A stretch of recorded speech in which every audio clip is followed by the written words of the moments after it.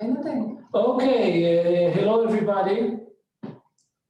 We begin just now. Hi Ashley, how are you today? I'm good, thank you. Thank you for inviting me. We are very glad to have you with us today as a moderator. So I'm super excited about it.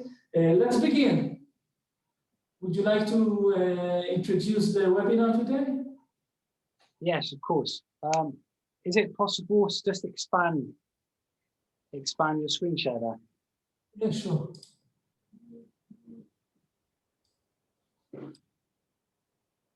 Oh, brilliant.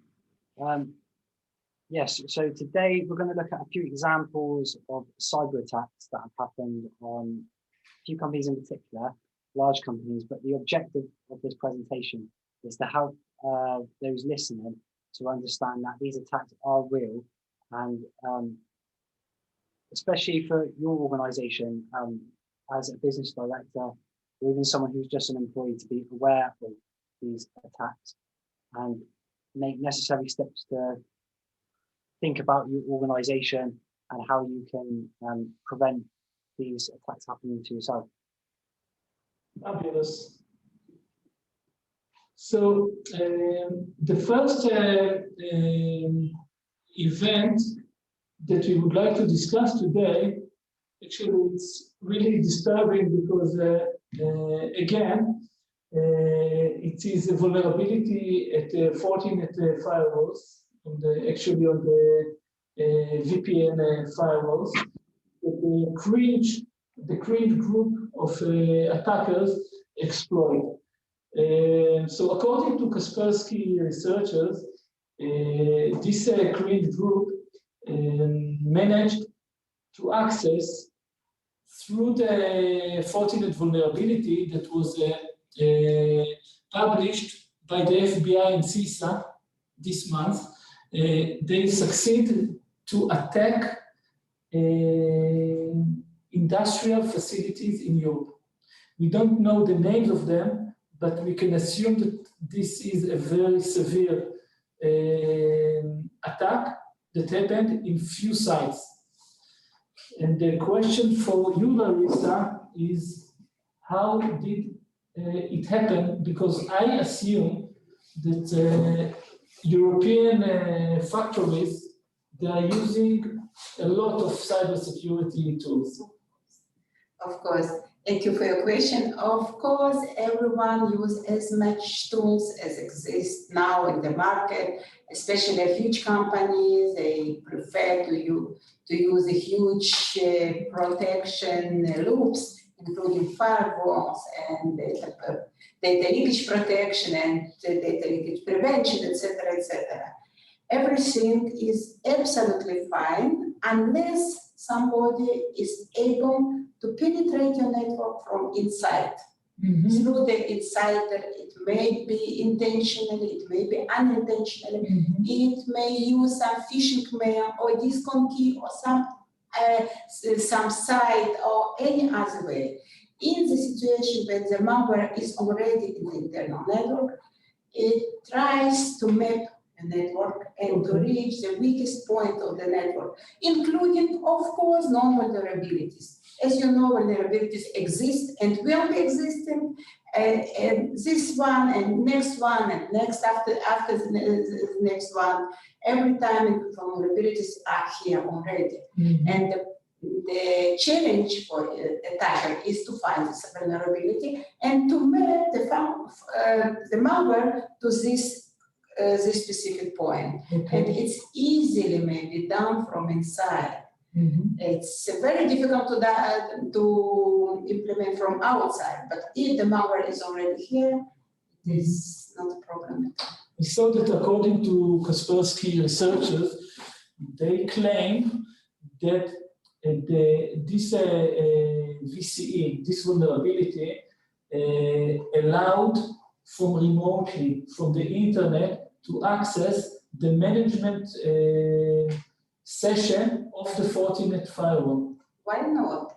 If malware is already in the internal network, it may open the back door for every attacker, every outsider, every hacker according to its wish. So it's not a problem at all. From this point, you may imagine what happens, that everything is open.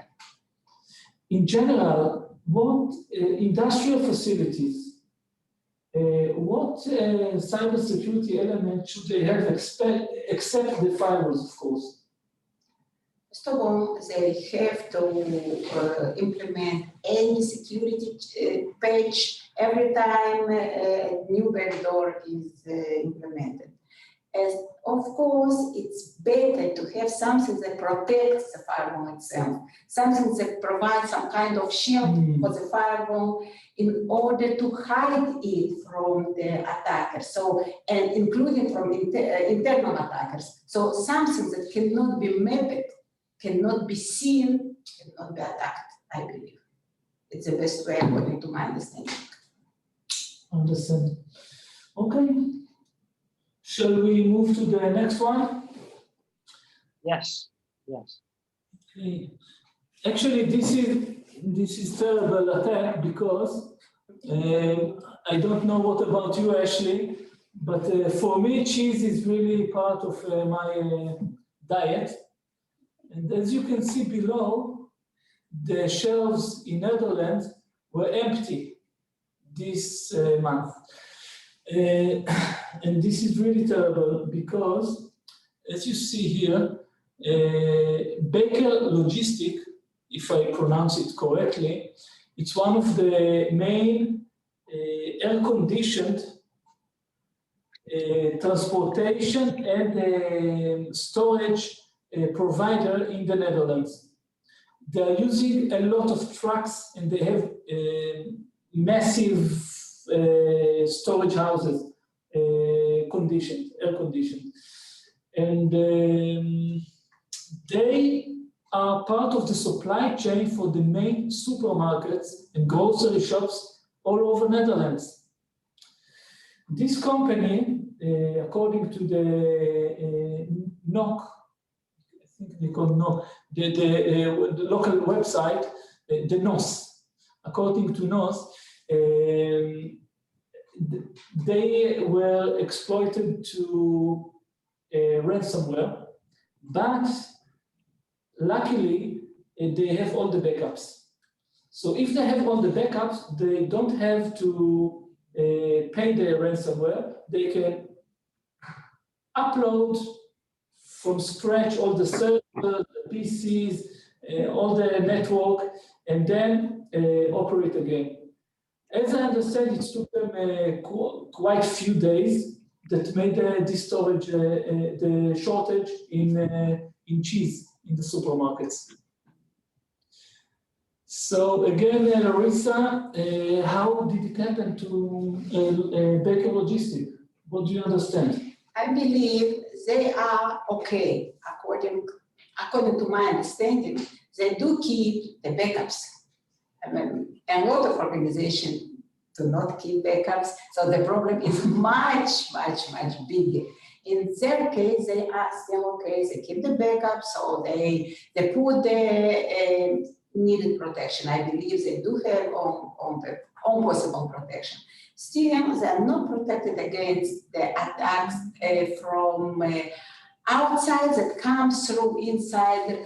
Maybe in this case, it's not intentional insider attack, but just through the phishing or something like this, they were able to penetrate inside and to use quite known Microsoft Exchange proxy home to penetrate the network and they try to encrypt the network and to get the payment to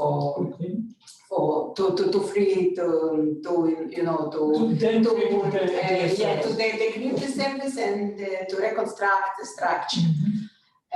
It's good for the supplier. I do not like, personally, I do not like cheese, but still it's very good. They keep the backups, but even in this relatively good case, it took several days, and it's a huge problem. You can see what happens to supermarkets, and it's a real problem for the customers and for the providers and for everyone. Even in this best case, it leads to a lot of damage. I believe in this case, the situation may be improved by, again, installing the corresponding patches. In this case, for Microsoft Exchange. And again, we in the past couple of months, we see a lot of attacks exploiting this Microsoft Exchange proxy login. And now it's closed. Now the page is released. It's not a problem to install the page to close everything. Okay. But if malware is already in the network, even if pages is closed as for now, it is already active in the network. It is waiting for 0 day, and then it can act whenever it wants. In this case, it waits for, probably was waiting for some occasion. I don't know why exactly this day it started.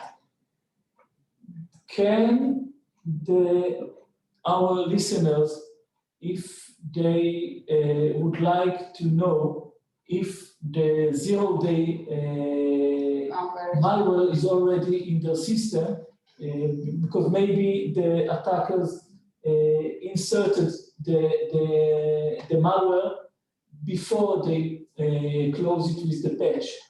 Do they have a way to discover it? First of all, they have to pray.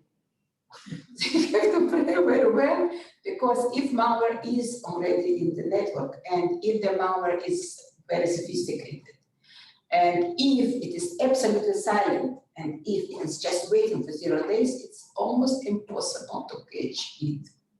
So first of all, as I said, they have to pray. The only doable thing is to catch this malware when it starts. It tries to communicate with somebody from outside. So it tries to send messages, it tries to get acknowledges responses from outside. In this case, the proper hardware and software, proper border elements can catch this communication from and to malware and try to understand, to distinguish this communication, to understand and to stop it, and even to maybe to redirect it to the high port or something like this. It may be good, some part of good solution. But I believe that you need to have very experienced IT and security people to maintain such a... Of course, or yes, of course you do. Or another option, to put very independent and human-independent devices that can do the same work without human intervention. So they can catch the communication from malware and to malware, analyze it, and to redirect it without human intervention. In this case, no special personnel is required. So I have a question. Potentially, an attacker could switch off the air conditioner system in this instance and turn it back on again. So the company, like in this case, the air conditioning company, potentially could not even be aware that their devices have been switched on and off again. Is that correct? Yes, I believe it's correct. Actually, the hacker, the malware, can switch off any protection system because it is already inside. If it is active from inside, it can do whatever it wants. In order to prevent it, only some things that cannot be visible cannot be mapped and visible, of course, by attacker can prevent these vulnerabilities. And I would like to add that in this situation with Baker Logistic, it looks like Baker Logistic are great. Yes. I mean, they did tremendous work. Yeah, I believe so. Okay. Mm-hmm. I know about other victims for similar cyber attacks that the attackers, before they encrypt the servers, they are trying to leak out sensitive information and then to blackmail the victim. In this case, the best solution is to catch the attempts to copy the sensitive information from inside to outside, to catch it before it reaches its destination, and of course to alarm the owners and to redirect the hacker to some kind of honeypot. And a lot of actions can be done, but the main point is to catch it before it reaches its final destination. That's the main challenge. Okay. Anything else, Ashley? Well, I don't like cheese, so it doesn't really bother me. I love cheese, and this is a very terrible attack for me. It's quite alarming to think that a food supply chain could be potentially be cut off completely if hackers were to get in there. So it's not something that I prior would have necessarily thought hackers would be interested in getting their claws into, but it just shows the magnitude of how important it is to be cyber savvy across the whole board, whatever industry you're in. Absolutely. And in the previous webinar, we mentioned Acer, the Taiwanese computer vendor that was under the highest request for ransomware ever. The attackers asked for $50 million in order to unlock the servers, to decrypt the encrypted information. And also, if you remember, they published very sensitive information of Acer customers, okay? And they asked for this amount of money to be paid by March 28. I believe it was 28.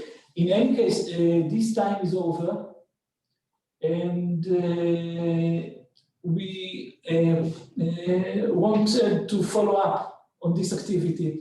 So personally, I went to the internet to look for information if Acer paid or not paid this amount of money, $50 million, and I couldn't find a clear answer. But what I saw was that it looks like Acer offered $10 million according to some news that I find. And from my understanding, it looked like they tried to negotiate with the attackers the amount of money. And if they didn't succeed to do so, so now the ransomware is doubled. It's $100. But since I don't see any more publishment from the attacker group, I believe that maybe they find out an amount of money which satisfied both sides. But still, it's terrible. To pay ransomware is absolutely terrible. In some countries, it's illegal. Just cannot pay, even if you want to pay, it's illegal for some countries. For other countries, it is legal, but it's still terrible because, you know, it's like to make a deal beyond a terrorist or something like this. And okay, I cannot charge, I don't know, like it's a different, maybe different situation for Acer, but actually the example with Baker Logistic looks better. That's right, absolutely. Yeah. Despite they're not a software company and not so high-tech company, but their behavior looks better in this case, I would say. Yeah, actually, yes. I agree with you. And also, we know that some of the companies that paid the ransomware to the attackers immediately were attacked again. They were attacked again, and even certain. So it's not preventing you from the next attack if you pay the ransomware. The only prevention is to hide as much network equipment as possible, to hide as much internals as possible, and use any possibility to hide everything, ports, addresses, device addresses, absolutely everything should be hidden as much as possible. Yeah, and generally speaking, you spend now, before you got attacked, amount of money for experts, and it's not only our company, buy equipment, have a professional to check your vulnerabilities, put good efforts to avoid it, and it's better to save the money this way. And the awareness, what we are doing now, it's like we just say to our prospects and channels and everybody to be aware that the cyber crimes become more and more popular, unfortunately, and there is much to do, and it's better to do it in advance than to negotiate like Acer. For sure, yeah. Yeah. Absolutely. It might sound like a silly question, but as a business director myself, why should I invest in a cybersecurity product when there are law enforcement agencies that can catch the criminals? Surely my insurance would pay if there was a cyber attack to happen.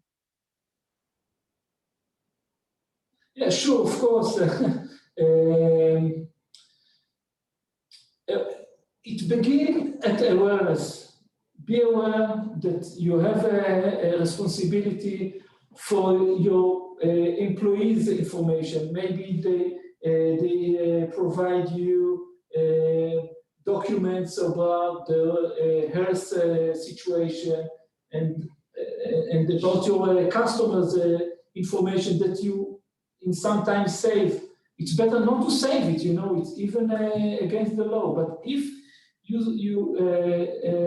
store your customers' information, you have to do your best efforts to protect it, because I can tell you that an insurance company in Israel called Shirbit, they were under cyber attack, and the attackers published very sensitive information of these insurance companies'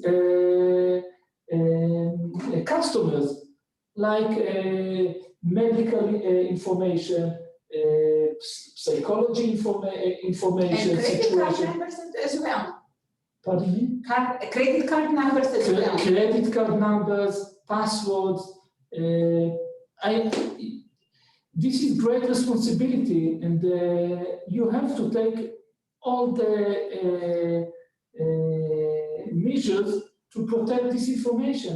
Now, if you're a company like Acer, I believe that you invest a lot in your intellectual property. You need to protect it, because if somebody got to the very sensitive information of your R&D team, he can copy it. So this is your asset. You need to protect it. And if not, you don't want to pay the ransomware. By the way, this company, Shirbit, they didn't have enough time to arrange the money and pay it, because the attackers gave them only 24 hours, which is really nothing. A company, they don't have any, how to call this cryptocurrency? Bitcoin? They don't have any Bitcoin account. They cannot transfer the money. How can they do that in 24 hours? They didn't let them enough time to do that. And it was better if they could protect and invest in good equipment and procedure and put the patches on time and use good and up-to-date equipment to protect themselves. After all, it saves much more than it spends. It's interesting. All those companies we've discussed are multinational companies with an extensive team. So if they wanted, well, they would have had the financial resources themselves to maybe investigate independently, but particularly with Acer being a digital technological company, you would have thought if anyone would be able to counteract a cyber attack or would be able to fight off to retrieve information, they would be able to do it. As someone who's only fairly new to this industry, it strikes me if a large organization such as Acer can't protect themselves from a cyber attack, in this case, then surely that speaks volumes to any organization, regardless of the size, who need to protect themselves. Absolutely. So in the next webinar, maybe we will have more information about Acer and we can share with our ecosystem. The upcoming webinars will be on May and another one in May. Please feel free to register through our website. We will be glad to see you again. Actually, that's it. We just want to say that this webinar is brought to you by ES Embedded Solutions 3000. ES Embedded Solutions 3000 invented the BNS, the Bit Sentry. It is a cybersecurity appliance which is invisible in the network. You can't hit a target you can see, offers secure tunneling, complies with the WBC, the white box cryptography security standards. Password-based encryption is attackable. And the BNS also enables secure bidirectional SCADA communication to OT and Industrial 4.0 customers. So thank you very much, Ashley. Thank you very much, Dr. Larissa. Thank you very much. Thank you, Oleg. That's today. Thank you, everybody, and see you next time. See ya. Bye-bye.